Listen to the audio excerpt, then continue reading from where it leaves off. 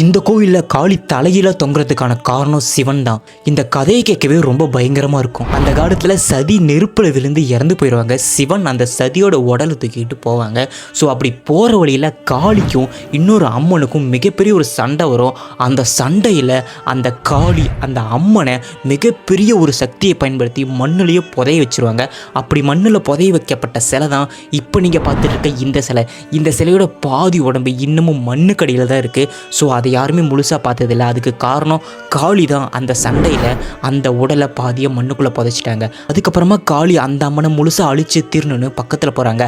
அப்போ சிவனும் ஹனுமனும் அங்கே வந்து அந்த காளியை தடுத்து நிறுத்துறாங்க. அப்படி தடுத்து நிறுத்தும்போது அந்த காளியை சிவன் மேலே தூக்குறாங்க. இப்போ நீங்கள் பார்க்குறீங்க பார்த்தீங்கன்னா அந்த காளி மேலே இருக்கிறதுக்கான காரணம் சிவன் தான்.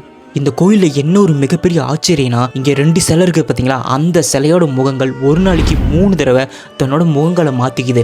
அதாவது இந்த சிலையில் இருக்கிற மாதிரி முகம் அந்த சிலைக்கு போகிறதும், அந்த சிலையில் இருக்கிற மாதிரி முகம் இந்த சிலைக்கு வரதுன்னு ஒரு நாளைக்கு 3 தடவை மாறிக்கிட்டே இருக்குது. இதை நீங்கள் கண்குளிராகவே நீங்கள் பார்க்குறாங்க.